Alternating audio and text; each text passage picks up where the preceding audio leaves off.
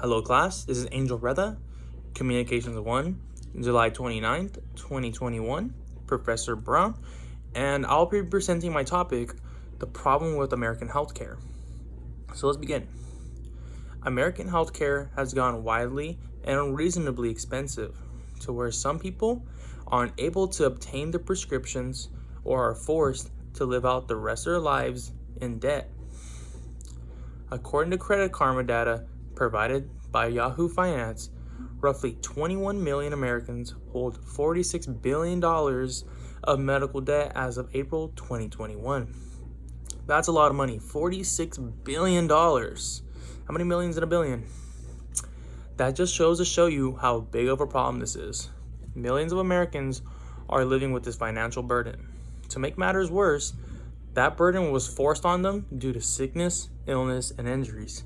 They didn't do no bad loan, it was a medical bill. To make matters worse, that burden was, the cost of common medicinal drugs is much more in the United States than other nations. For example, a woman living in the United States and also previously was occupying Germany, living in Germany, stated that she typically paid $70 per month for insulin and another $130 for her pump supplies. Whereas in Germany, she pays about $11 every 3 months. Big difference, the United States and Germany, going from $200 a month to $7 or $11 every 3 months. It is important to see from this point of view because the problem is something that affects everyone. It affects many people negatively or just negative, and we should all care about it. It can happen to me, it can happen to you. Anybody can get injured at any time. An incident can happen anywhere and anytime. So being able to afford the care needed or being insured is very, very important. The majority of Americans do have health care, however, 92% to be exact, but doesn't mean everyone has the best. It doesn't mean everyone has full-on health care. Most Americans just have some sort of baseline, like free trial, basically, healthcare. It doesn't cover much.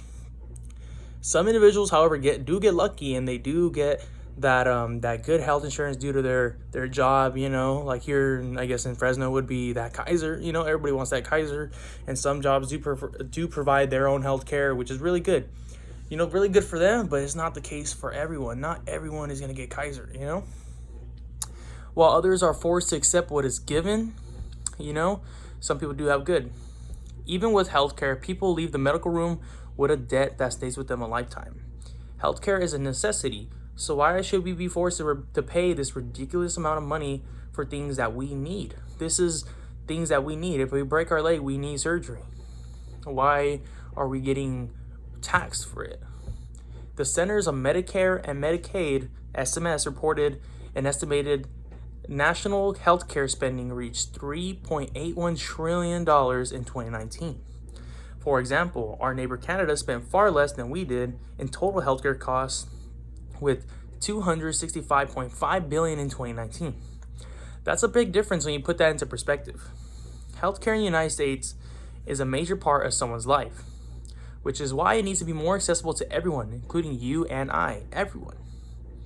Although it may seem that everyone would agree on universal healthcare, the opposition fears that it will skyrocket the healthcare costs.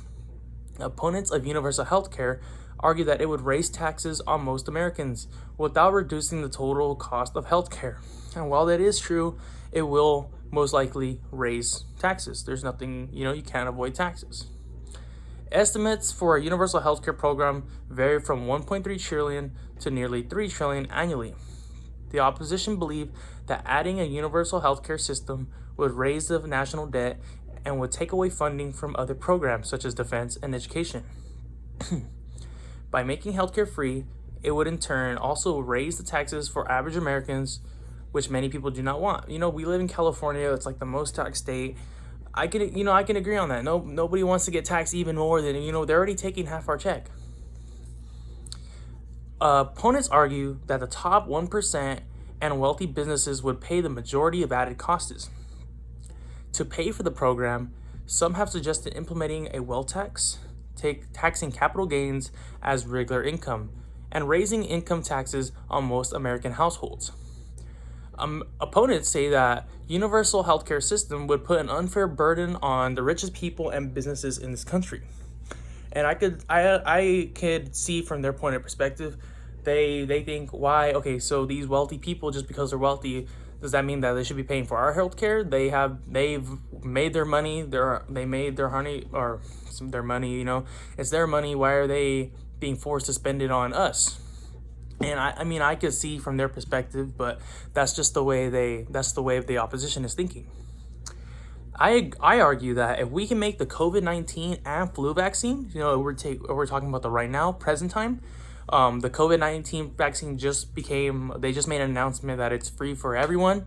You can walk into your local Walgreens, I think even Target or Walmart have it. You go in there, get your first dose, get your second dose, you miss the first one, you get the third one.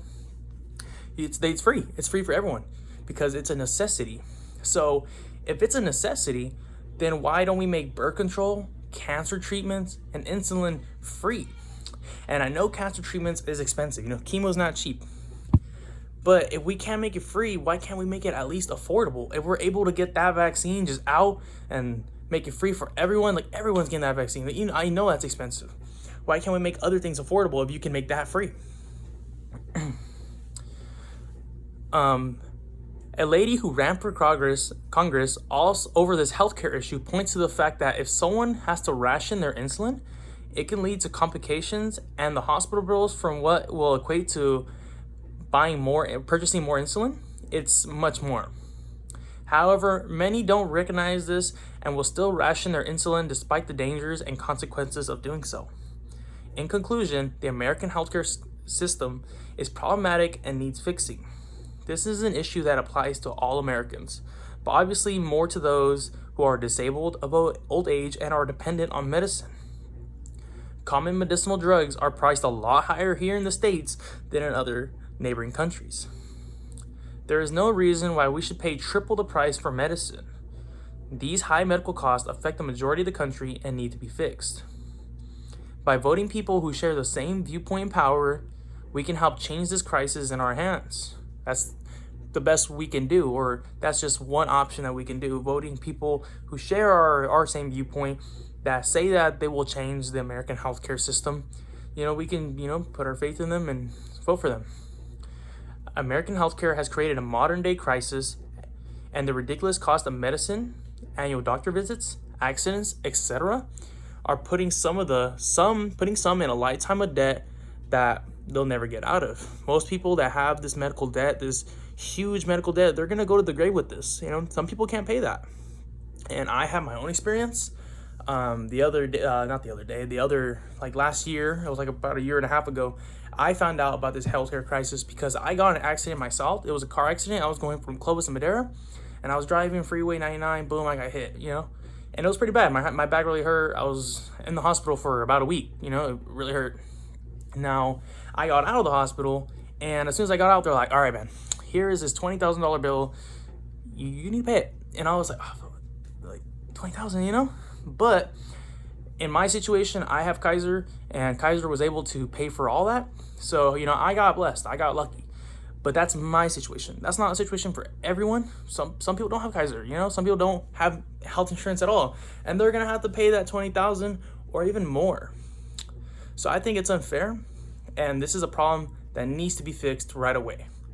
Thank you for listening. I hope you guys have a good day.